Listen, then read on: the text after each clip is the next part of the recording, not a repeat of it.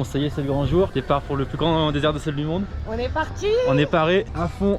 C'est parti pour 3 jours d'aventure à bord de notre bolide. Premier arrêt du tour, cimetière de train. Donc un lieu qui est vraiment à 5 minutes du centre de Uyuni, mais qui est à voir.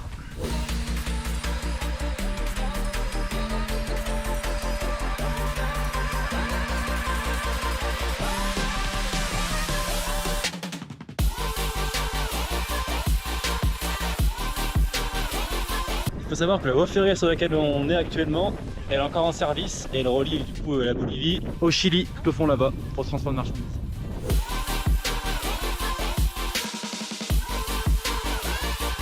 Ça y est, on est arrivé dans l'habitation de cette nuit, en plein milieu du désert de sel. On a une habitation tout en sel.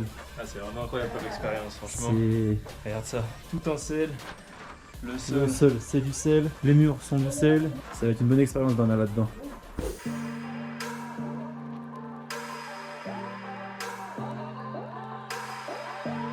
Bon, voilà, du coup, là c'est l'hôtel de sel, Palacio de Sal. Donc c'est là où je vous montrais l'avant où on dort. Et c'est la dernière ville et dernier point avant le désert de sel.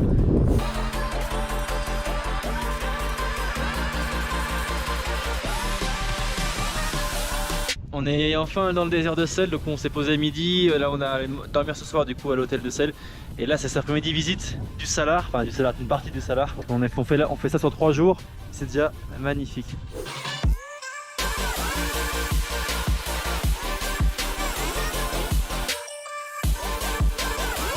Et il faut savoir du coup qu'en Bolivie, depuis 2015, le Paris-Dakar il s'effectue ici. Comme du coup c'est instable en Afrique, et ben du coup le Paris-Dakar s'effectue entre la Bolivie, le Pérou et le Chili.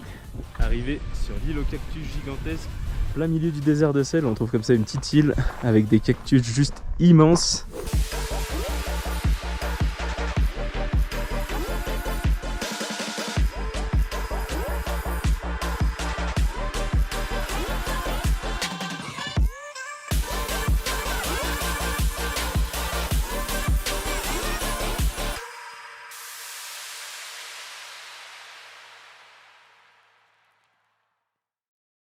Couleur incroyable, ça promet pour la journée là.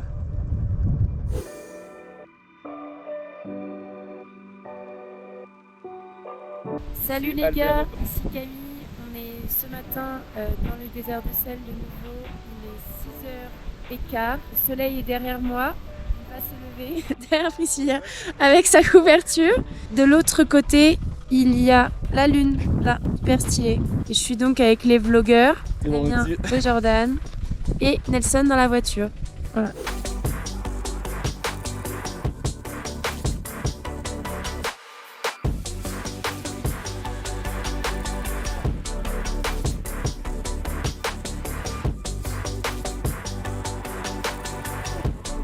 C'est vraiment joli comme décor.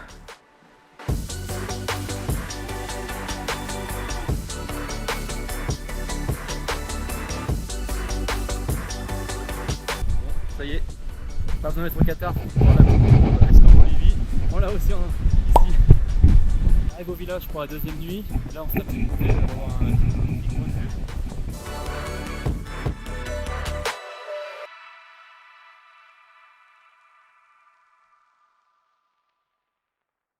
Troisième jour dans le sud de l'Ipèze et on attaque la journée avec un bon petit déjeuner.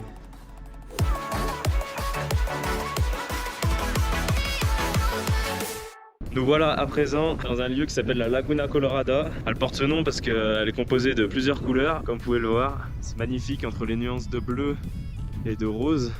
C'est un des lieux les plus magnifiques du sud de l'Ipèze qu'on vient de passer. On arrive à dire un endroit perdu au milieu de nulle part, petit village, on va manger, mais il a l'air plutôt abandonné, il n'y a personne. Ça y est, on est arrivé à la Laguna Colorada. Pas sûr on m'entende beaucoup parce qu'il y a énormément de francs. C'est la tempête ici, mais voilà, on est arrivé à l'une des plus belles lagunes de Bolivie.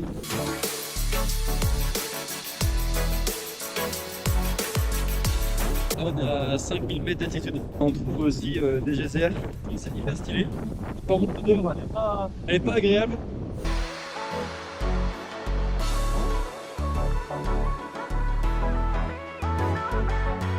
Aller se baigner dans les eaux thermales alors que ça caille. Elle est chaude, sa grand-mère.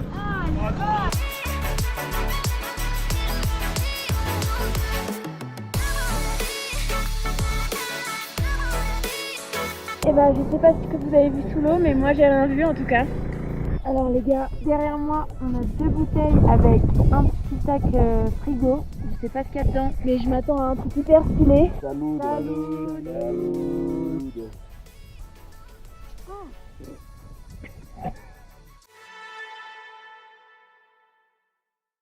Ça y est, arrivé au Chili pour le désert d'Atacama et on a pu louer du coup une voiture pour faire nos 4 jours ici et elle est magnifique. Le bolide est en place pour les 4 jours.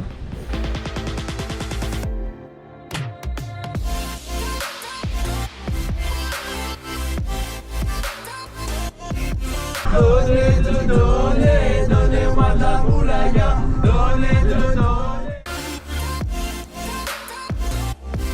Bon, on est repassé à plus de 4000 mètres et là on tombe sur des lacs gelés incroyables avec la vue, c'est magnifique.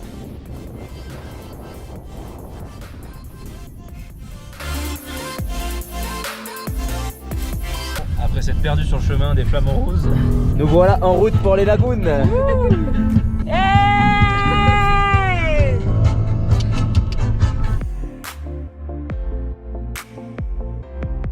Et nous voilà, les 5 mousquetaires, perdus à l'autre bout du monde, dans un décor paradisiaque. Incroyable. Et puis nous, on se raballe quasiment à Walp, alors que là, elle se croit au pôle Nord. Parce qu'il caille sa mère en vrai.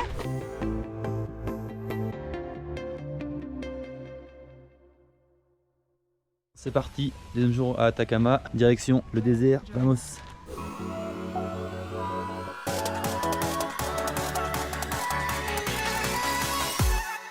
Première stop ici, les dunes Mayer de la vallée de la Lune, des dunes pleines de sable et de roches, c'est vraiment magnifique. Un décor lunaire incroyable.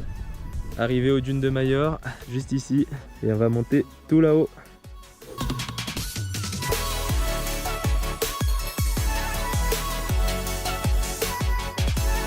Après le premier mirador, on s'en va tout là-haut sur la crête pour voir le deuxième mirador. C'est assez fatigant dans le sable et tout ça, mais bon, c'est vraiment un décor de ouf.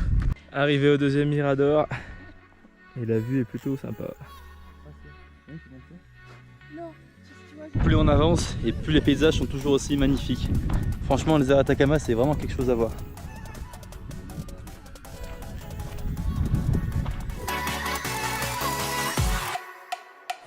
Petit arrêt dans la cordillère de Sel, toujours un paysage de fou. C'est vraiment désertique, il n'y a rien du tout autour, c'est vraiment magnifique. Donc là, bienvenue aux lagunes Baltimoche. Elles ont un taux de sel supérieur à la mer Morte et au final, tout le monde peut flotter dans un décor somptueux.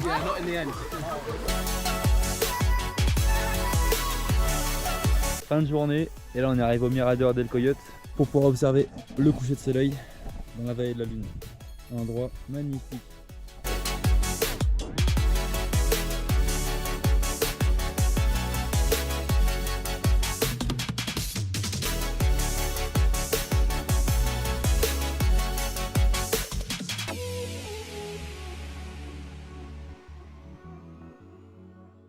Après un réveil matinal à 4h50 pour avoir 1 heure de route pour pouvoir arriver au geyser del Tacio, un parc national chilien qui regroupe plus d'une centaine de geysers. Donc c'est parti pour la visite, c'est vraiment magnifique. On attend le lever du soleil, ça va être magnifique. Suite à un manque de connexion, du coup il n'y a plus de place sur la GoPro, du coup les prochaines vidéos du geyser, ça sera en version téléphone. Normalement la qualité sera un peu moindre, mais bon, ça restera toujours aussi magnifique.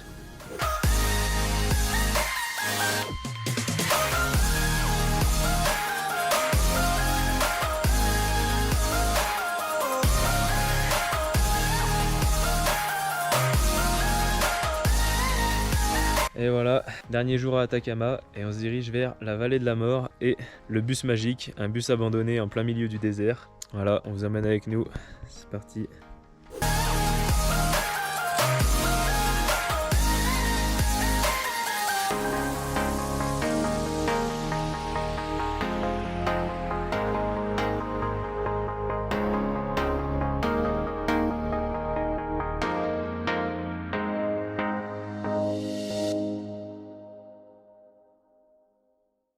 Ça y est, dernier jour au Chili et au désert d'Atacama. Aujourd'hui c'est direction la visite de Ojos del Salar pour finir en beauté ces 4 jours. Il faut savoir aussi qu'au Chili, il pleut 2 à 3 fois par an maximum, donc c'est très aride et c'est un endroit pour tout ce qui est panneaux solaires ou encore tout ce qui est observation des étoiles, parce qu'il n'y a pas de pollution lumineuse quand tu t'éloignes des villes et des villages. Donc c'est là que apparemment on observe le plus beau ciel du monde.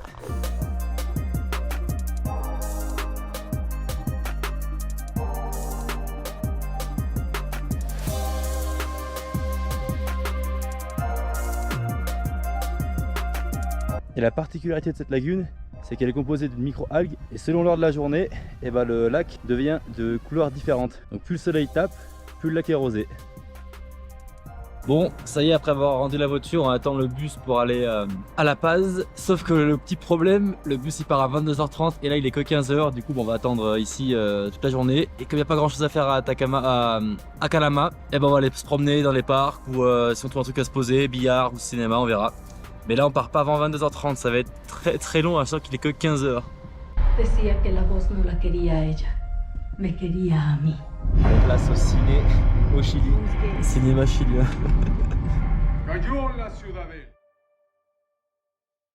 De retour en Bolivie, voilà, étape 1. On est à Oruro et là on prend un deuxième bus direction La Paz. La Paz, pour 3 heures, c'est parti encore. Après 6 heures de bus, on enchaîne avec 3 heures. Ça commence à faire long. Ça y est, arrivé à La Paz, Bolivie, enfin. Et oui, ça y est. Première journée à La Paz et aujourd'hui c'est les visites donc du centre-ville, marché des sorcières ou encore se balader tranquillement. Donc c'est parti. Qui dit grande ville d'Amérique du Sud dit aussi inégalité, donc quartier pauvre, quartier riche. Là on est dans un quartier un peu pauvre de la ville et on se dirige vers le marché des sorcières. Étape 1, arrivé au marché de la sorcière, qui est un marché artisanal. Ils font même des fœtus de lama, apparemment qu'ils utilisent ici pour argent et prospérité. Donc voilà, on va se balader un peu, voir ce qu'ils font et découvrir tout ça ensemble.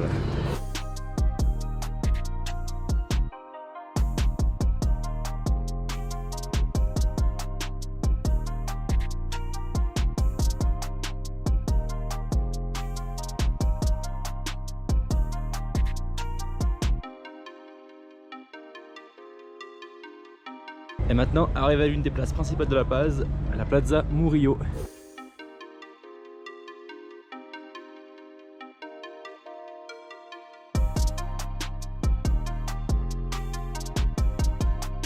Il faut savoir que sur La Paz, la ville elle se décompose en deux parties. Il y a la partie basse qui fait une sorte de cuvette et la partie haute qu'ils appellent El Alto, donc elle est située dans les montagnes. Et en haut c'est plutôt les pauvres et en bas c'est plutôt les personnes riches qui habitent plus près de tous les centres commerciaux et tout ça. Prochain arrêt, la place San Francisco.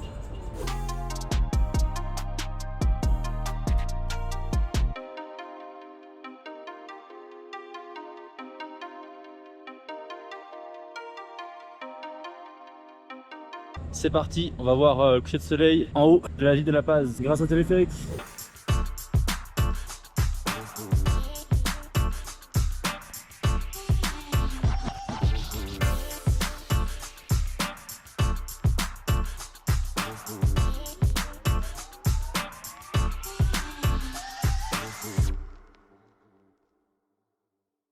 En plein milieu de la Bolivie, petite boulangerie française. Ça va faire plaisir là. C'est bien. Après 4 mois, on mange 300 pains, chocolat, baguettes. En plus ils sont Énorme.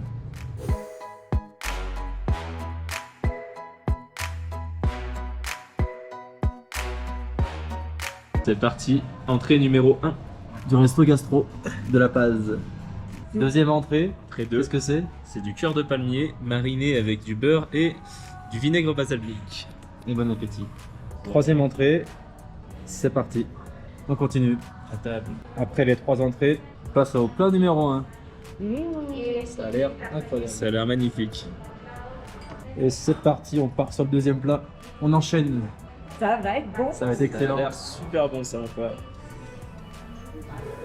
On passe au petit plat numéro 3. Vraiment petit pour le coup, mais ça a l'air incroyable. Celui-là il est plus joli que quantitatif. On va pas traîner avec celui-là. Et elle a dit faut manger chaud. Il faut manger chaud, donc c'est parti, on perd pas de temps. Plat numéro 4, ça va finir à jamais. On est parti pour rester l'après-midi à table là. C'est repas de Noël. Un repas de Noël. On passe au quatrième tout petit plat, mais un plat quand même. C'est le 5e. Cinquième, autant pour moi. Et bon appétit. Bon, après tous ces plats et toutes ces entrées, on passe au dessert, ça y est. Le premier, À base de patates douces et de chocolat blanc à l'intérieur. c'est une dinguerie. Ça y est, on touche au but. Le dernier dessert. Ah, c'est fini. Après 2 heures à table, ça fait touche au but. On est à la fin. Après cette pété de bide au restaurant gastro, on continue un peu la visite et puis après on part à l'hôtel. Rendez-vous avec le guide.